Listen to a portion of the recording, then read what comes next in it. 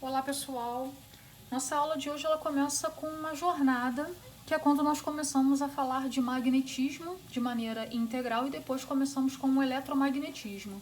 E é uma jornada assim como nós acabamos de terminar a jornada ondulatória, onde vimos as características da onda de maneira generalizada e de maneira individual. Eu vi a onda do som e começo também em paralelo ver a onda como luz, nossos dois principais exemplos de onda.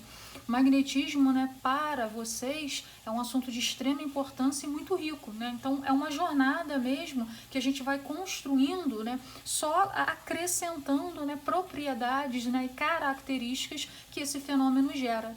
E ele começou com a descoberta na Grécia, na região de Magnésia, do mineral, de uma pedra que tinha as características de um ímã, que tem o comportamento de um ímã.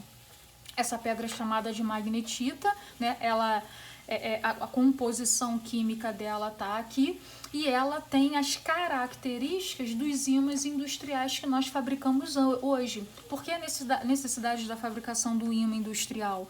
Porque a intensidade magnética do ímã industrial é muito maior que a intensidade magnética da pedra, do ímã natural. Mas seja o ímã natural, seja o ímã artificial, ele traz consigo algumas propriedades. Eu tenho 3 propriedades para aquela pedra, para aquele metal ser considerado como um ímã. Primeira propriedade: todo ímã tem 2 polos. E devido, lá na frente a gente vai ver que a bússola ela é um ímã, e a bússola é utilizada para a orientação. Devido a essa questão de orientação, os polos do ímã são chamados de polo norte e polo sul. Eu posso fazer uma associação na característica de uma partícula eletricamente carregada. Eu posso sim pensar, uma partícula eletricamente carregada, ela tem carga positiva ou carga negativa, assim como o ímã, ele é polo norte, polo sul, ele é dipolo. E por ter polos, esse ímã tem a característica da atração e ele também tem a característica da repulsão. E isso a gente vai estudar não só a análise de quantitativo, também como análise vetorial. Nós vamos determinar a intensidade, a direção e o sentido de uma força magnética, dependendo de como aquele campo magnético é produzido. Então, eu imersa num campo magnético, eu fico sujeita a uma força magnética. Se essa força magnética estiver na interação entre ímãs, e não entre um ímã e o metal, e sim entre 2 ímãs, observa-se o seguinte comportamento: polos diferentes entre ímãs, surge uma força magnética de atração. E eu não posso esquecer, que isso daqui está pautado na terceira lei de Newton. A mesma força, por exemplo, aqui é o ímã A, aqui é o ímã B. A mesma força que o ímã A faz sobre o ímã B, atraindo, é a mesma força que o ímã B exerce sobre o ímã A, também atraindo esse ímã. Mas se forem polos de mesmo nome, entre eles surgirá uma força de repulsão. E essa força é de natureza magnética. E também pautada na terceira lei de Newton, a mesma força que o ímã A repele o ímã B também repele o ímã A. Terceira propriedade, a gente acaba, quando criança, brincando com um pedacinho de ímã, observando essa propriedade, é a inseparabilidade dos polos. Se a gente, por exemplo, tiver ímãs de distribuição idêntica, aquele ímã homogêneo, e se eu conseguir cortar esse ímã exatamente no seu centro geométrico, exatamente no seu ponto médio, eu não vou conseguir assim ter um lado só com o polo sul e o outro lado só com o polo norte. Quando eu corto esse ímã exatamente na metade, eu gero 2 novos ímãs. Esse pedaço aqui, que até então estava distribuído só como polo sul, ele vai se reorganizar, parte sul, parte norte. E esse pedaço aqui, que até então era só norte, ele vai se reorganizar, parte sul e parte norte. E eu vou observar que essa reorganização dele dá permissão para que, se eu voltar a aproximar, ele volta a ser aquele ímã grande que eu tinha anteriormente, né? Esse polo norte vai ser atraído por esse polo sul e juntos novamente ele volta a ser esse pedaço de ímã, igualmente distribuído, polo sul, polo norte. E eu posso fazer isso novamente. Eu posso pegar esse pedaço menor de ímã e eu posso cortá-lo exatamente no seu centro geométrico. E vai acontecer a mesma coisa. Esse pedacinho aqui, ele vai se redistribuir, né? Parte sul, parte norte. E aquele outro pedacinho, né, que era só norte, ele vai se redistribuir parte sul, parte norte.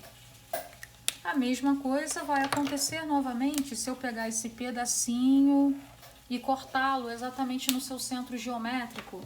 Parte dele se redistribui, né, em sul, se redistribui em norte, gerando um novo pedacinho de ímã, e aquele outro pedaço que até então era só norte, mesma coisa.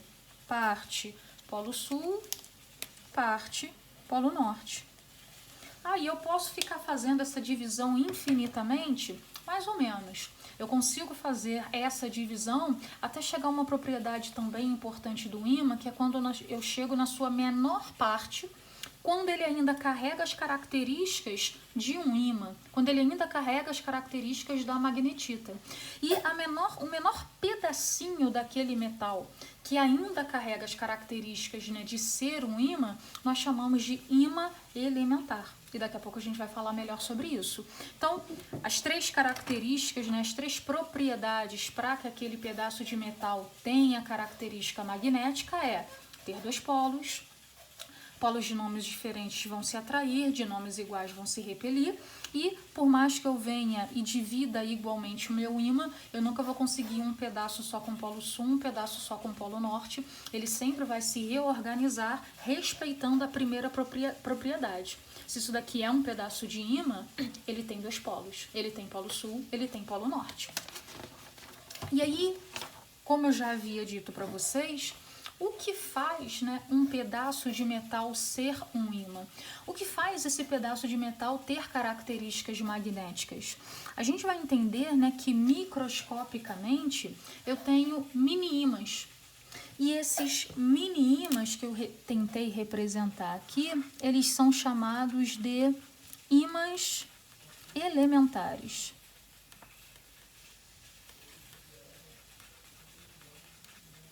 Bom, a maioria dos metais tem os ímãs elementares, mas isso não faz de todo metal um ímã.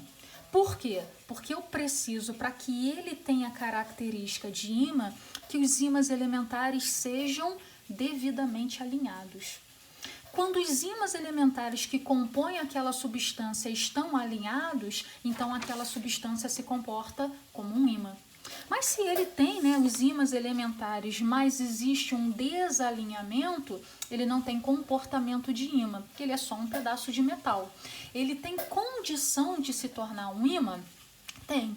E aí vem a forma como eu classifico uma substância, dentro da sua condição ou não de se comportar como um ímã. Então, ó, para que aquele pedaço de metal tenha característica de ímã, eu preciso que os ímãs elementares dele estejam devidamente alinhados. Se ele possui ímãs elementares, mas eles não estão devidamente alinhados, ele não tem comportamento de ímã, mas pode ser que tenha. É quando nós determinamos as substâncias magnéticas devido à sua capacidade, seu potencial de se tornar ou não um ímã. Que substâncias são essas? As paramagnéticas, as diamagnéticas e as ferromagnéticas. O que a gente entende? Como foi feita essa classificação?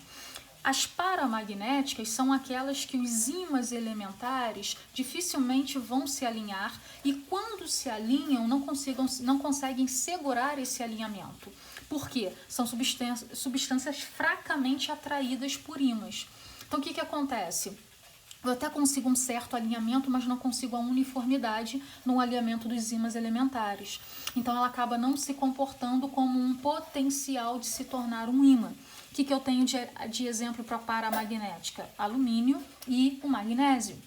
As diamagnéticas, elas estão intermediando, né? São repelidos na presença de campos magnéticos. Elas respondem à presença de um campo magnético, que é o caso do bismuto, do cobre, da prata e do chumbo. Ele ainda interage a característica de um ímã elementar. Já as ferromagnéticas são aquelas que têm um potencial maior. Elas vão se imantar com facilidade na presença de um campo magnético, né? Elas têm seus ímãs elementares, enquanto só um pedaço de metal eles estão todos desalinhados, mas na presença de um campo magnético, eles se alinham com facilidade. E nesse alinhamento, aquele pedaço de metal passa a se comportar como um ímã. E o nosso exemplo é o ferro, o níquel e o cobalto. Tenho mais exemplos, mas esses são os mais importantes, os mais notáveis. E aí, olha o que eu escrevo aqui para vocês. Ferromagnética imanta-se fortemente se colocados na presença de quê? De um campo magnético. O que é o campo magnético? Ele tem a mesma característica, não todas, né, mas vamos dizer assim, a mesma ideia do que a gente entende como campo gravitacional, a mesma ideia do que a gente entende como campo elétrico. O que é o campo gravitacional? O que é o campo elétrico? O que é o campo magnético? O campo magnético é aquela região do espaço o qual aquela determinada substância tem influência sobre a região. O campo magnético de um ímã é até onde aquele ímã sofre, né, determina algum tipo de interferência. Assim como eu tenho o campo gerado por uma carga, que é o campo elétrico, assim como eu tenho o campo gerado por uma massa, que é o campo gravitacional. Então, o ímã, para eu sofrer interferência, né, da presença daquela substância, eu não preciso necessariamente estar em contato com ele. Eu preciso estar o quê? Imersa no campo que ele gera. E esse campo nada mais é do que a região do espaço até onde ele tem algum tipo de influência, até onde ele tem algum tipo de poder. No caso, né, vamos colocar aqui pra gente como lembrança, vou colocar aqui no cantinho, que isso é importante que a gente lembre, nós vimos isso também no ano passado. Quando, por exemplo, eu tenho uma partícula eletricamente carregada com uma carga positiva, nós vimos que essa partícula gera um campo elétrico e esse campo elétrico ele tem um comportamento. Que comportamento é esse? Ele é um campo elétrico de afastamento. As linhas de indução saem da carga positiva, assim como uma carga de natureza negativa, eletricamente carregada, gera um campo elétrico, mas o comportamento gerado pela carga negativa é exatamente o contrário da gerada pela carga positiva. Ele gera um campo elétrico de aproximação. A ideia do campo magnético é parecida, porém não é igual. Eu tenho, né, para ser um ímã, ele tem o seu polo norte, ele tem o seu polo sul. E esse ímã, sim, gera um campo magnético. Mas como é que esse campo magnético se comporta? Como é que esse campo magnético se orienta? Antes eu tenho que entender que esse ímã gera o que nós conhecemos como linhas de indução. Ó, essas linhas são importantes. A gente entende como se fosse, por exemplo, a presença de um vento que determina a trajetória da partícula que está imersa nesse vento. Ou, por exemplo, o comportamento de uma correnteza que determina a trajetória de um barco que está imerso nessa correnteza. As linhas de indução, elas são mais ou menos isso. Elas estão produzindo um efeito que, dependendo de como essa linha de indução se comporta, né, ela vai determinar como é que esse efeito vai cair sobre aquela determinada partícula que está aqui imersa. Como é que funciona as linhas de indução magnética? As linhas de indução sempre têm o mesmo comportamento.